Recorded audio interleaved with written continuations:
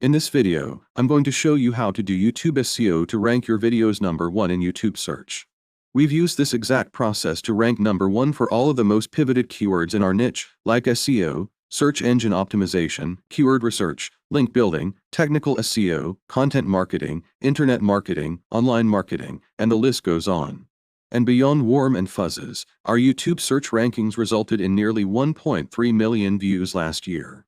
Now, you might be thinking, why is YouTube SEO important when the most views come from suggested and browse features? Well, there are 3 absolutely critical reasons why I think you should have a YouTube SEO strategy, especially if you're trying to get that initial traction to your videos. Number 1, suggested and browse views usually require you to have an existing subscriber base and an existing library of relevant videos. Number 2, search views are super consistent, and consistent views lead to consistent subscribers, assuming you're delivering on the title of your video. More on this later. Number 3, search views have high average view durations, at least how TOS, tutorials and tips videos. In fact, in 2021, we had over 101,000 hours of watch time to our tutorials from YouTube search. To put that into perspective, that means in 2021, our videos got over 11 years of continuous watch time from YouTube search. Bananas. Alright, enough of the flexing. Let's get straight into the YouTube SEO tips and processes that are going to help you rank your videos #1. The first step is to do YouTube keyword research. To get started, you'll need to generate a list of keyword ideas, and there are a few places you can look. The first is YouTube Autosuggest. Just start typing in your keyword and you'll see a list of queries that other YouTube users are searching for. Jot them down that interest you because at this stage, we're just brainstorming. Now, because YouTube doesn't show you any search volume data, you can throw them into Google Trends. Make sure you have the search mode set to YouTube search, and you'll get a general idea of search popularity on YouTube. Just so you know, Google Trends doesn't show you absolute search volumes. They show relative popularity instead. In this case, over the past year or so, makeup tutorial for beginners were more popular than makeup transformation, and both of these keywords were more popular than makeup routines. Another way you can find keyword ideas is to use a tool like TubeBuddy, vidIQ, or Ahrefs Keywords Explorer. Here's how they work, starting with TubeBuddy. After you've installed their Chrome extension, just click on this icon and then go to Keyword Explorer.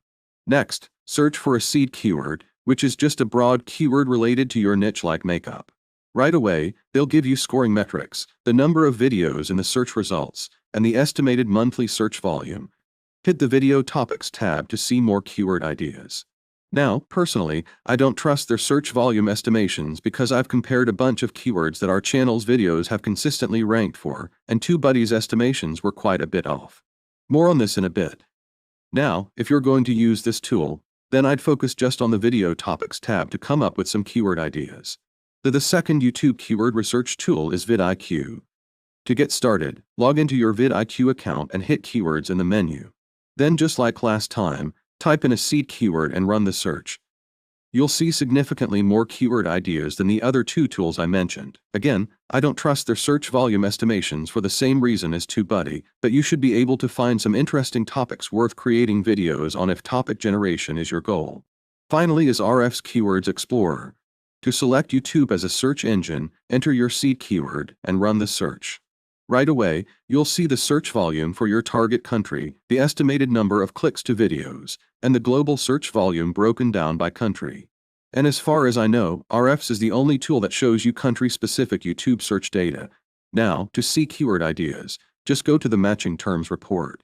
In this case, you'll see well over 300,000 unique keyword ideas with plenty of filters to play around with, seeing as this keyword list is exponentially larger than all other tools combined. Alright, so we need to address the elephant in the room because I've made some pretty bold claims on these tool search volume estimations. I actually pulled our view data from YouTube Studio for 14 keywords that we had consistently ranked #1 for in January. Then I pulled search volume estimations from each tool and compared them to actual views to calculate a rough CTR for each tool. Here are the results. Now, conventional wisdom tells me that the true click-through rate for a top-ranking video would generally be around 15 to 18%. It's clear right off the bat that TubeBuddy almost always drastically overestimate search volumes. In fact, their search volume figures suggest that on average, a top-ranking video only gets 0.2% of clicks with a median of 0.5% and click-through rate. And no, This is not a computing error.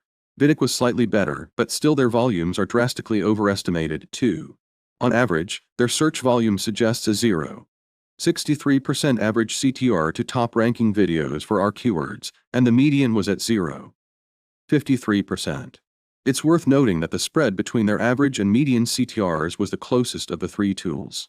As for HF's Keywords Explorer, our search volume suggests that the keywords had an average CTR of 37.9% and a median CTR of 12.42%. The reason for the huge spread is because of an outlier in a small data set where we had an estimated CTR of 346%, which is obviously not true.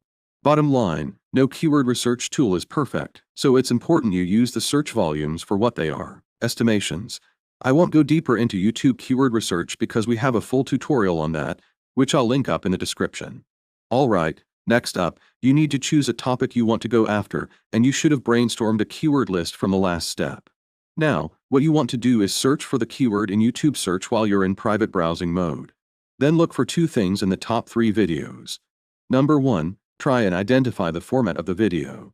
In this case, we have 3 step-by-step tutorials, so you'll want to create a video with the same format. Number 2, scope out your competitors.